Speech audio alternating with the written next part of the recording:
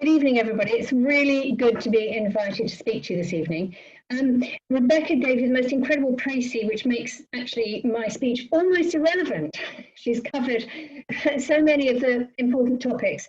And in the chat that I had with Matthew before we started this, he told me he thought that policing and civil liberties and criminal justice was very, very dry. So that is not how I see it. So I really hope that I can make you see it as something that we all have to care about and we all have to be involved in. I've got some notes here, and I absolutely have to look at my notes sometimes, because if I don't, I will drift off into some other speech that I would have wanted to make somewhere else.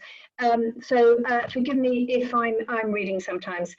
And if I wanted to say something about me, I've been a protester my whole adult life. My first demonstration was when I was 18 in 1968 with CND, and I've kept up links with CND ever since, and I'm the vice president of the CND London and attend a lot of their things. I went to Aldermaston probably in about 1980. I dragged along both my young daughters, and they still remember it. And then I absolutely bizarrely got elected to the London Assembly in 2000. We didn't expect to get, we got 3 seats the first election. We did not expect to get 3 seats. So, and I was third on the list. So it was a bit of a shock. And after the first year, the Evening Standard did a sort of a review of all the Assembly members. There's 25 of us, and I came 25th for visibility. So I pulled my socks up after that and became a lot more visible. I enjoyed the first 8 years of the London Assembly because it was Ed Ken Livingstone, and I know his reputation is trash now, but he was a superb mayor. And when I watched Boris Johnson for the next 8 years, I realised just how badly somebody could do the job. He was a dilettante mayor and dreamt up all sorts of very expensive projects that came to nothing. It was an utterly frustrating experience. I have got arrested, like all good Greens. I was arrested outside Parliament when I was already a peer, and I didn't say anything to the officer arresting me as he handcuffed me behind my back. But the Occupy protesters started going, "Do you know who she is?" And the police officer said no. But in fact, I was de-arrested very, very quickly after that. On the spy cops trial, I don't know how many of you will know about that. It's when back in the 80s and 90s, police officers were sent into campaign groups, Greenpeace and probably CND and others, and they embedded themselves.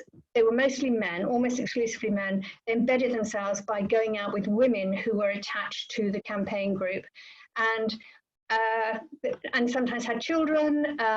It was a terrible scandal. Anyway, it came up in court, and I tried to be a core participant. But the judge ruled I couldn't be, because although I had been spied on by police, I'd been spied on by the ordinary police and not by the secret police. So I've just watched as a, can you still hear me? I've lost you. Yeah, we can still hear you and see Sorry, you. I lost you all. That was a scary moment. I thought I've also, on various occasions, been part of court cases against the police, and I've got to say I really love them, because it is a chance to actually bring home to the police what they're doing and doing very badly.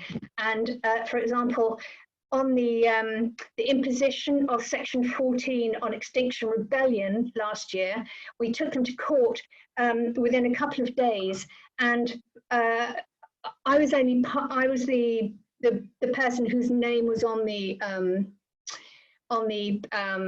statement, and only because the lawyers who were involved were looking for a politician, and somebody said Jenny Jones gets up early, and so he gave me a quick call and put it into the court for 8 o'clock, and we won. So everybody who was arrested was released without a stain on their character.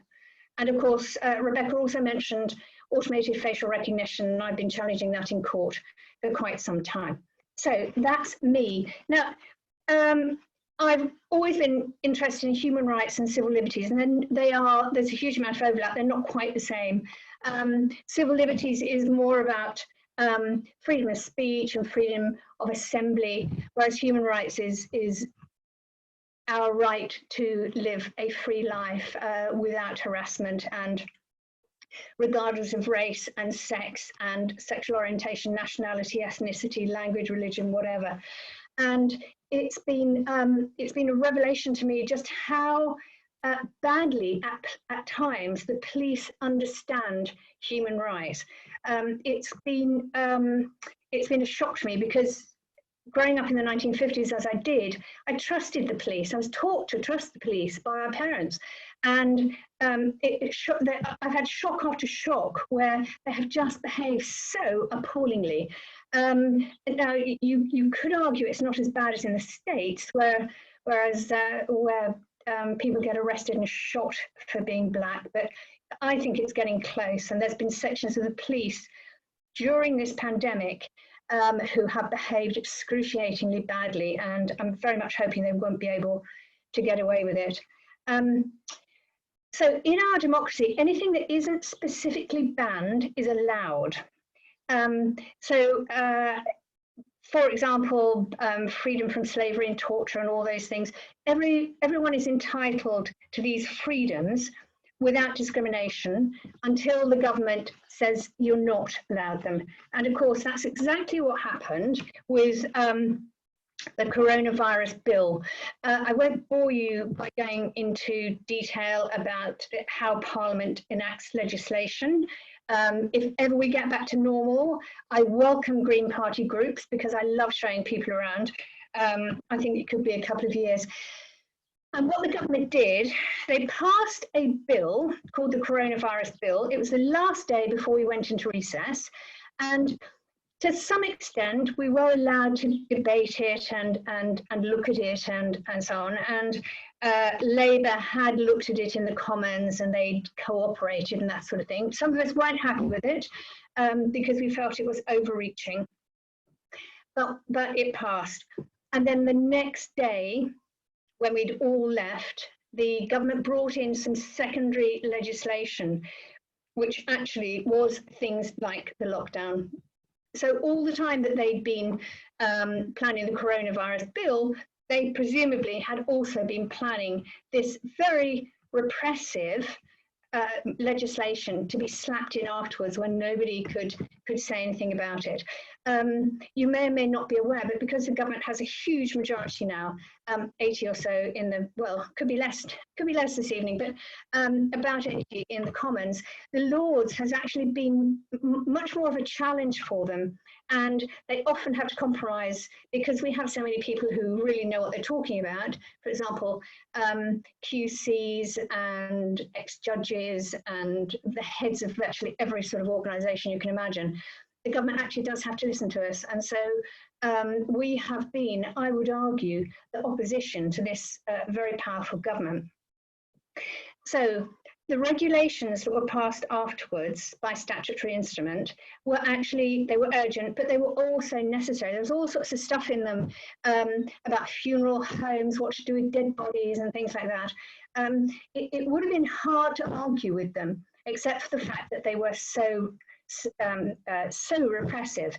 And as Rebecca said for me, it was the greatest loss of liberty ever imposed within modern memory, and it came as quite a shock to some of us.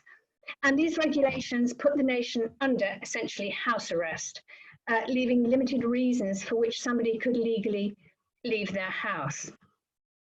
But then we got into a bit of a pickle because, of course, the government issued guidance as well, not statutory guidance, which is a sort of parliamentary process, which must be followed, but guidance, which of course is just ministers and the Prime Minister talking and has absolutely no legal force.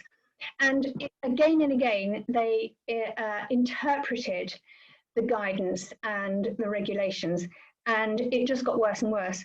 And it meant that everybody got confused. The police got confused.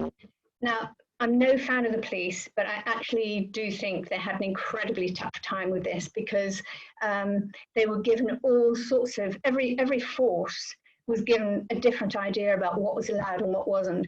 And there were times, I think, probably the police thought they were acting in the best interests of society. And then, of course, at other times they were behaving absolutely appallingly and way beyond their powers.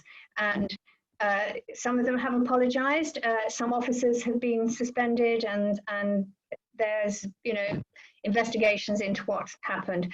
But it's not only the police who got confused, of course, the public got confused, and the judiciary. And so all sorts of people have been brought up on, they've had fixed penalty, well, over 16,000 people have had penalty notices, fixed penalty notices for breaking some rule or other. And in addition, there's been people who've actually been penalised much more. And in fact, the CPS, the Crown Prosecution Service, has now said that it's going to review every single case brought under the coronavirus bill, and that's even where people have admitted guilt.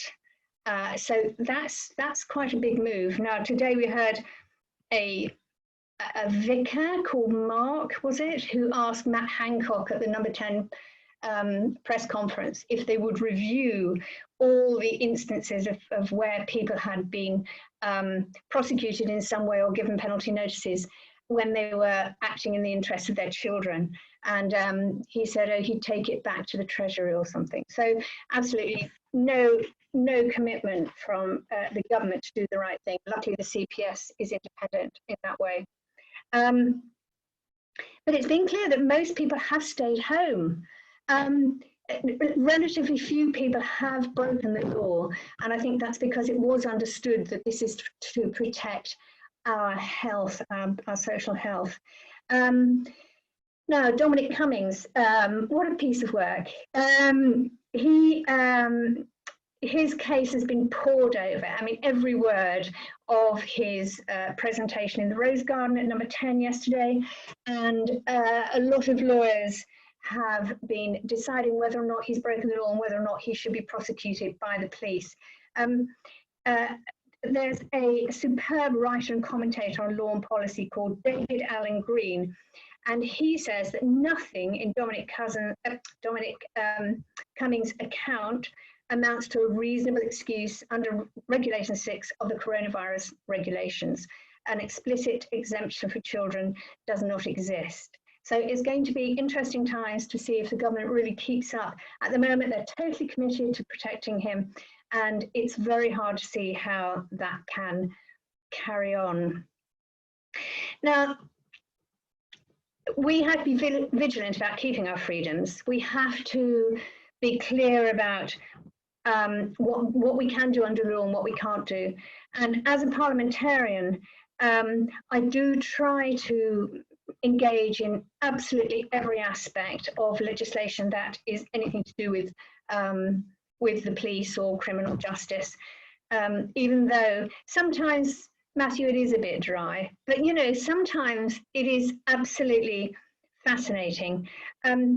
The regulations that went through Parliament without our say-so were huge, expansive, intrusive powers for the police, but they had to be reviewed every 3 weeks. Unfortunately, the review can just be the relevant minister saying, oh yeah, that's okay, and continuing. But there is, thank God, a sunset clause within 6 months of their first coming in. So hopefully Parliament will be back by then and we will be on the case. Now, my view as somebody who cares very much about fairness and justice and kindness is that it would be a wonderful society if we didn't need the police. I can't see it happening anytime soon, but it's an option that we need to think about within our policy structures.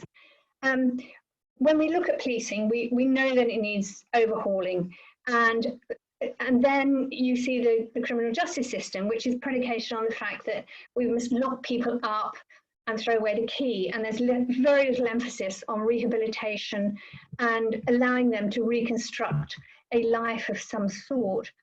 But once you start unraveling the problems with policing and criminal justice, you get into inequality and how we're governed and how governments are elected. So we have to start somewhere. And for many of us, dealing with these issues means standing for election to councils or to regional bodies or to parliament in constituencies, and even standing for unelected bodies like the House of Lords. And I've seen, for example, that for every single amazing campaigner on a single issue, perhaps, like Peter Tatchell, who won't go into the House of Lords, there is another amazing campaigner on a single issue, like John Bird, who started up the Big Issue and speaks on homelessness. So he has come into the House of Lords, and he makes a big impact. Somebody was asking me just recently, was I the biggest rebel in the House of Lords? And I said, oh, yeah. And then I thought, actually, no, John Bird is much more of a rebel. And he doesn't even know he's doing it because he just speaks as he thinks. He makes a joke that he got into the House of Lords by lying and thieving and some other evil act, because of course he went to prison, and that's where he learnt to read and write. So he is very exercised by the idea of making sure that prisoners can read, can write, and do have something to come out to at the other end. So he plays an incredible role. So campaigning on single issues is important, but equally campaigning on all of those issues through an election manifesto is incredibly important. And every single issue organisation actually can contribute to the work that we do in Parliament. Natalie and I cover a huge range of issues between us. You can't imagine just how many requests we have and how many things we deal with. And we rely on single issue campaigns, whether it's Liberty, I rely on Liberty a lot, or green farming organisations or whatever. We rely on them quite often to not only give us ideas for questions and probing, but also for changes to legislation, for amendments that we can put forward. And we have been successful. It's been quite surprising. I've managed to get amendments through, and the way I've done that is through working, I hesitate to say this because I'm sure people will react badly, but is working with backbench Tories. And if a Green and a backbench Tory team up, the government really doesn't like it. And we often do quite well with our amendments. So I would say the way to change society, whether it's about policing or it's about homelessness or gay rights, the way to do it is to get a Green in every room, a Green at every table, a Green involved in every single debate. And we do that by getting elected and taking on a manifesto that covers everything, that isn't just a single issue. We can work on them if we can. We can work on single issues, of course, just as I work on policing and human rights and civil liberties. But in addition, I also work on farming and a myriad other issues to put forward the Green view. And the Greens in Parliament are seen as very active, very annoying, and very effective. Questions? Thank you for that, Jenny. Brilliant. I've had a couple of questions to you. If anyone else wants to add questions into the chat. So I've had a question through, let me scroll up the list. Jenny, what do you think about Greens standing in police and crime commissioner elections? Well, the first time round, we weren't very happy about it, but personally, having watched the whole process, I think it's a very good idea. It's expensive standing in all these elections. I forget how much it costs to stand for a police and crime commissioner, but if somebody can afford to do it, if a local party can afford to do it, or regional party, then I do think it's worthwhile, if only because Greens usually say things that no one else says. We have a very distinctive view on everything, and so just to be in the debate is important. But there's also the fact that if you are either the commissioner or on the committee, because there are a few Greens who are on the Police and Crime Committee, which is the body that watches the commissioner who watches the police. It's a good place to be, and you can put forward your views. I've helped some Greens who are doing exactly that, and I think it's very worthwhile. Thank you. Got another question. How do you interpret the Salisbury Convention at the current time, considering the disparity between the vote share and seat share for the Conservatives? It's you know, there are so many things wrong with our voting system. It's possibly not where I'd start. I mean, both Natalie and I, when I first arrived, I took a bill through Parliament to make the House of Lords a completely elected chamber, and Natalie has now picked that bill up and she's taking it through. There are so many things wrong with the way things are run. I wouldn't start with that. Thank you. These are going to bounce backwards and forwards, I think, a little bit between electoral politics and civil liberties and policing. How do you, so in relation to the things that you were saying about getting Greens elected, and I'm sure it's something that many of us are very passionate about and are even standing in elections ourselves in many places, or would have been if they hadn't been cancelled. How do you propose that we get around the first past the post system? Well, I joined the Green Party in 1988, and I've been working to change the first past post system ever since, and haven't got very far. You know, it's the sort of thing that could happen very suddenly if we got Labour to take it up, and Labour were to, you know, Boris Johnson's approval rating has gone, I don't know, from 46% to -1%. If Labour could win the next election, I would say that's our best opportunity at the moment, if we can make sure that they pick up some sort of proportional voting. Thank you. I wish I had a magic wand. I could do so much. That'd be nice, wouldn't it? That'd be lovely. Are you aware of the, so this is another one coming through. Thanks everyone for submitting questions, do keep them up. Are you aware of the injustice of children being removed from their mothers by the family courts? Are you in favour of the reform of these bodies? I'm really sorry, that's not an issue I know much about. I'm more than happy to take it away, but it sounds like the sort of thing that Natalie might be working on. So if somebody could email me about that, I'll get an update. Brilliant, thank you. So, another one. What role do you see the media playing in issues of civil liberties and policing?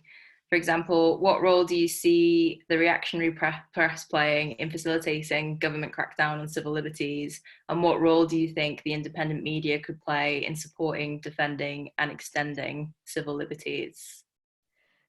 I work with journalists a lot. There are journalists who care just as passionately as we do about civil liberties and human rights, and get furious at the police. So it is important. I mean, they're mainly with the Guardian newspaper, but there are other outlets and even TV and radio journalists who care very much about this.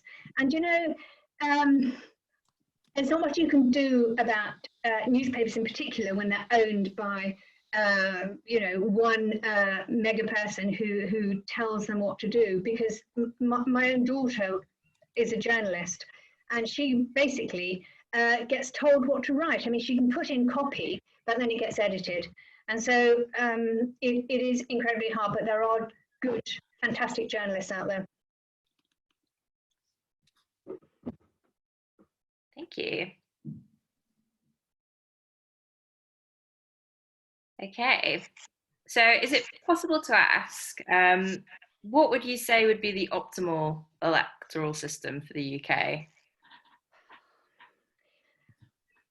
I would say whatever's in the Green Party manifesto at the moment. Um, these these are, I'm an incredibly practical person, so I deal with stuff that I can actually do something about. And I've got to say, voting systems is not my forte. But again, I'm assuming the person who's asked that question has an answer they want me to give. So they just email me and I'll say it. Sorry, guys, you're sending in questions so quickly. I'm having to take a second to like watch them move in front of my eyes, hence the very slight delay. It's very unfair to do this to someone who hasn't left the house in 2 months. Going back to the police and crime commissioner topic, I think, do you think that directly elected local police committees would improve things? Are they not directly elected? I thought that some of them were. Who's asked you? Have they given any more? Oh, I see. Sorry, you mean directly elected by the electorate. I think that sounds like a very good idea, but the chances are you'd still have the same balance of political parties that we have at the moment. But yes, it's something we really should test. Brilliant, thank you. So, going back to electoral politics, what was your stance on the composition of the Lords, and do you believe that hereditary peers or bishops add anything to the scrutiny of government policy? Before I got into House of Lords, I got in there in 2013, I thought bishops were an anachronism and they should be kicked out immediately. Or, at the very least, we should have representatives of every other faith and religion. But since I've been there, I realised actually the bishops are a group that talk a lot about poverty and austerity, and they do care about inequality. So although I still think it's ridiculous having them there, I do see that they are people who constantly bring these issues to the government, and the government have to listen. So, I'm slightly torn about that. Hereditaries have absolutely got to go. The joke about hereditaries is they are the only people in the House of Lords who actually get elected, because when a seat comes up, so people can apply for it, peers can apply, who are the same rank. It's very complicated. If you're an earl, you have to be replaced by an earl, and so on. I think there's only 3 earls or 4 earls in the House, so the electorate for an earl is 4, and so on. So hereditaries have got to go. And there's been a Labour guy who's been pushing a bill on abolishing hereditary elections for the past, 10 years, and he creeps closer and closer to his aim. Yeah, thank you. We've got a couple on the theme of climate change and climate activism here, so I'll try and group them together to make some sense out of the questions instead of just me sort of reading them off as they come in. So you mentioned Extinction Rebellion earlier, and obviously working to get people de-arrested. And what do you think of Extinction Rebellion's tactics of getting people arrested in the first place as part of their direct action? I think that Extinction Rebellion has been the most incredible movement, and as somebody who's tried to get this sort of issue into the House of Lords for so many years, Extinction Rebellion and Greta Thunberg just changed everything. And everybody throughout the House, whatever their political colour, started talking about climate change. So Extinction Rebellion has done me a huge favour. I think that they are incredibly democratic. I like that, but it also leads to problems sometimes. For example, the mobbing of the underground train was a terrible mistake done by very few people, but a lot of peers in the House of Lords came up to me when that happened, and started started blaming me actually, but because they knew I was a fan of Extinction Rebellion. I mean, I consider myself a member of Extinction Rebellion. They are an amazing group. It's but life moves on, and at the moment it's relatively impossible for them to have much influence. And on that topic, very conveniently, how can we take action and continue action on pressing issues such as climate change and the climate crisis with the current restrictions that we face on our civil liberties and our ability to go outside, I suppose? Well, for elected people, you have a way in. You can lobby, and you can explain things. And for example, at the House of Lords, one of the possibilities for us is that we can ask oral questions. And when I first got there, I thought, oh, what's the point? You stand up in the chamber and the minister gives you a load of guff and so on. And in fact, an ex-minister said that it's very important to ask those questions, green question particularly, because every time a minister has a question of that kind, an oral question, they get a briefing from their civil servants on every single possible issue that I might raise. So actually, he said every single question is an education opportunity on that sort of issue. For people who don't have the delight of being in the House of Lords, I think it's, I know this sounds a bit trite, but writing letters, it's so old-fashioned, but MPs really care about letters from their constituents. So if you're shut up indoors, that's one opportunity, I would say. There will be opportunities later. It's going to, as the lockdown eases. Letters sounds boring, doesn't it? But actually, they're pretty effective. We all have so much time on our hands at the moment as well. Why not write a letter to me about something that you care about? So on sort of methods and what might be effective, what method do you believe is best to ensure the empowerment and enfranchisement of people of colour whilst fighting institutional and structural racism in policing? I think that it's, I used to argue a long time ago that the way to change anything is to get in there. And so the police need more Black and ethnic minority recruits. And an Asian friend of mine said, well, that's all very well, but actually we Asians look down on the police force as an occupation. We think it's a very lowly occupation, so we're never going to join it.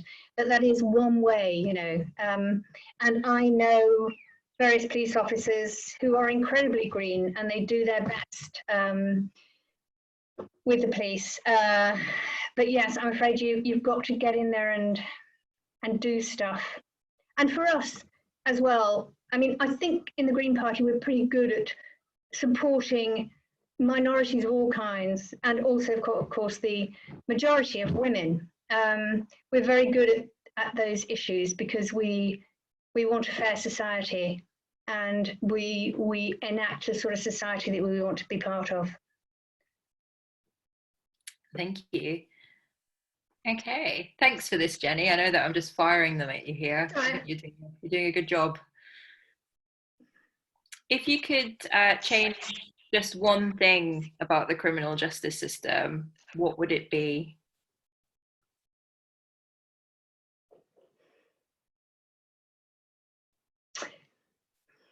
I honestly think it's so many things pop into my head. It's too difficult. I suppose I would change prisons. I would reduce the number of prison places so that there were more options for helping people out of a life of crime. And that doesn't sound a very positive thing to do, but actually, of course, if you don't have prison there to send people to, you have to think about other ways of dealing with what they've done. That's a mean question. I just say that. Your civil liberties and policing bucket list, not something that everyone necessarily has. No. but getting rid of prison seems like a fine idea. By the way, I think Danny, is it Danny Keeling? No, Danny's still there, and Danny's been drinking this whole time, and I feel really jealous about it. Just to say, Danny, just, yeah. I'm always on this course drinking. It's the worst thing about hosting for me is that I can't have a drink, but no. Oh, that's a piece of advice actually for everybody. If ever you're working as a green, never drink. Drink afterwards, have a drink with your mates. Don't drink at work events or parties or anything like that. Bad move. Sounds like you might be speaking from personal experience. Just like, well, I'm a terrible blurter actually, so it's bad enough if I haven't had a drink. Yeah. Well, what I have learnt in political life is that if you've made a mistake, the best thing is to fess up immediately, because then there's no story about it. Well, it's a brief story, and of course that's exactly what Dominic Cummings couldn't do, and so the story's running and running. It's brilliant. That's a very good point. Maybe he'd had a drink when he drove to Durham. That would be even worse, wouldn't it, than doing it because his eyesight was failing? But never mind. I don't know if any of you saw, but when he walked away from the table where he did his little presentation, he smirked. And it was a real sort of, got one over on them twits, Terrible guy. Terrible guy. On the theme of Dominic Cummings, this segues quite well into another question. We'll just have a few more, I think, of the ones that are left. So if you could get votes through the Lords or Parliament through Dominic Cummings style manipulation, shall we call it, what one law on civil liberties would you like to pass?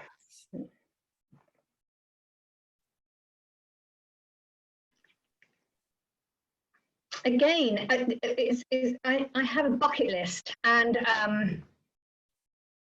well, I mean, the fact is, I will be working on getting rid of the legislation that we've got at the moment, taking away powers from the police. I mean, I could say, well, take Section 14 out of the police handbook, or block all AFR, or automated facial recognition. Although, in fact, of course, if we all wear masks and be good public-spirited people, AFR is completely useless. So it's one advantage of the coronavirus. There's just too many. I mean, somebody mentioned the Salisbury Convention earlier, and that is something that the Lords at times finds incredibly difficult, because it means that we don't, we only reject legislation once and send it. The process is that legislation goes through the Commons, it comes to the House of Lords, it gets amended, and then it gets sent back to the Commons. And what happens is that the government often takes out all of our amendments before it gets back to the Commons. So when it comes again to us, we quite often try to amend it, but we have to be very sensitive, because we're not an electorate chamber, and the House of Commons is. So many things I'd like to change about the House of Lords, and you can't believe. I mean, I'm not particularly a rebel, but I do like laws to make sense. And some of the rules that we have at the House of Lords are so senseless that it drives me mad. Other people don't even notice them because they've lived with them at public school and so on, but not me. Brilliant, thank you. What do you think that people can take away from this talk or from this moment in time to help fight the biggest threats to our civil liberties and human rights? What do you think that, as a sort of call to action, maybe, what can we do, maybe under normal circumstances, not just letter writing, but when things do start to return to normal, or before then if it's necessary, what can we do? Well, I really do think that getting elected things is incredibly important, because we will be, as I said, the only people saying certain things. And what we're saying is that the world can be better, and this is how it can be better. That we don't have all the ideas. On civil liberties, I think the trick is to try to achieve fairness and kindness. We have seen a lot of kindness during this pandemic, but we've also seen a lot of unkindness where people have been ratting on their neighbours and things like that, which I think is a really bad look. And, you know, much as I dislike what Dominic Cummings has been done, I really didn't like his neighbours all shouting at him and as he walked down the street, even if he deserves it. So I would say get involved. Policing civil liberties it needs action. It needs activists. It's not dry. It's fascinating. It's about every aspect of our lives, and so we really have to care about it. Brilliant. You mentioned earlier the power of working with single issue campaigning groups and campaigning groups. Are there any current campaigns or groups that you would recommend us to get involved in or to support? I think that if you have a particular issue that you really care about, I could send you some ideas. I'd be happy to do that. People are very welcome to write to me. It's the thing is, different organisations take a slightly different view of things. For example, on civil liberties issues, you know, I sometimes work with policing bodies just to try and get a take on where they're coming from. And but I also work with Big Brother Watch and with Liberty and an organisation called Netpol. And I was going to say, actually, Netpol is absolutely brilliant if you want to follow them on Twitter. It's a bloke who has produced this legal advice. He produces legal advice every so often. And this is, I'm happy to send this to you, actually. But it's just like, you're not legally obliged to explain what you're doing or why you're out of the house. It's really simple stuff. And he's worth following on Twitter. So I work with such a variety of organisations. Brilliant. Thank you very much. Does anyone have any final questions? Because we've got a few minutes left, but if not, then this is your final call for questions in the chat. So I can ask my partner to pour me a glass of wine, can I? We'll allow it. Yes, Jenny. Yeah. Oh, he is. Thank you. That's lovely. Brilliant. I will say though that I love engaging with Greens, because it's very easy when you're in somewhere like the House of Lords to get out of touch with what's going on. Yeah. So I mean, before this happened, I would take groups around, and it helped me because I found out more about what they were doing, and I hope it helped them to understand this weird little bit. I mean, there's a lot of Greens who don't think we should be in the House of Lords, and I've got some sympathy with that, because nobody wants to be unelected. I mean, I've been elected as a councillor and as a London Assembly member, and I'd much prefer to be elected as a peer. But in the meantime, almost none of the electoral system suits us. So we take what we can get. And I really think that Abby and I make a difference. Yeah.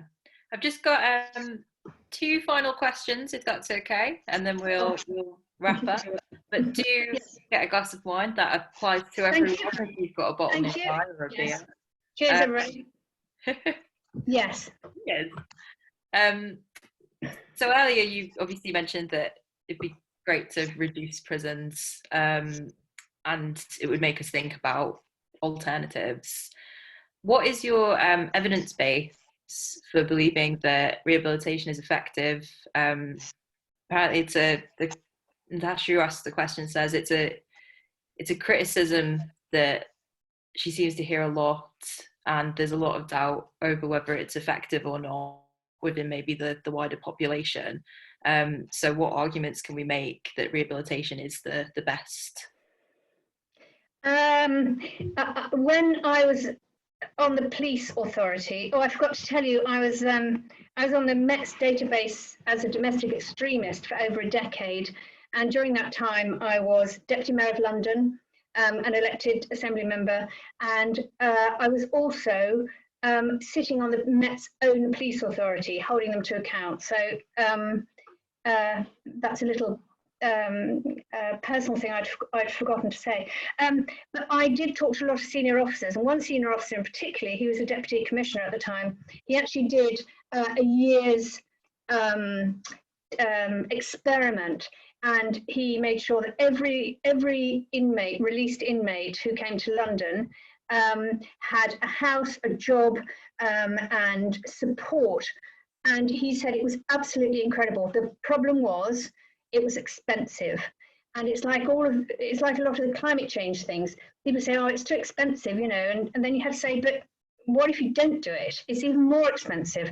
And it's like that with prisoners, you know, if you can help them, because many of them, you know, they may not read, they may not write, they might have no job opportunities at all, apart from dealing in drugs or whatever. So a senior police officer did an experiment in London, and it absolutely worked. And I'm sure there's loads of others. It sounds like a very strong example of it working. Yeah. Although, unfortunately, a very poor reason for why it didn't continue. Money. Brilliant. Thank you very much. It's been fantastic, Jenny. Thank you so much. Thank you for talking to us, and thank you also for putting up with my sort of strange questioning style. Coming in on the chat and me sort of being like, have I read that right? I think I have.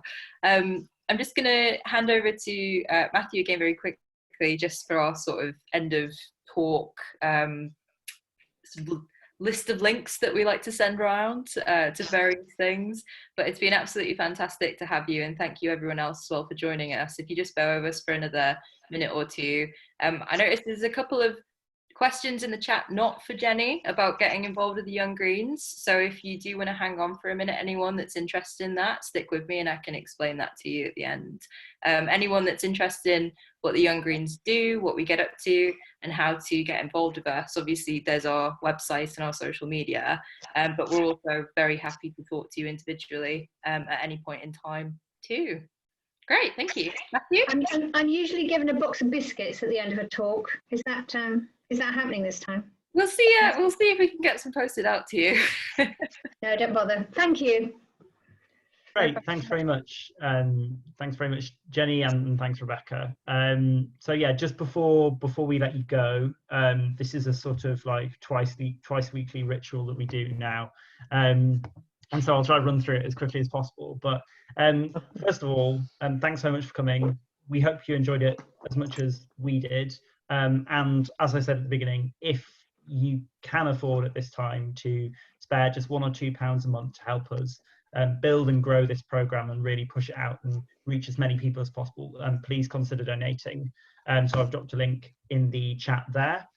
The next thing for me to say is that we are running plenty more of these talks, and we are running one next week with Zamzam Ibrahim. Now, Zamzam is the current president of the National Union of Students, and we'd love for you all to join us there next week.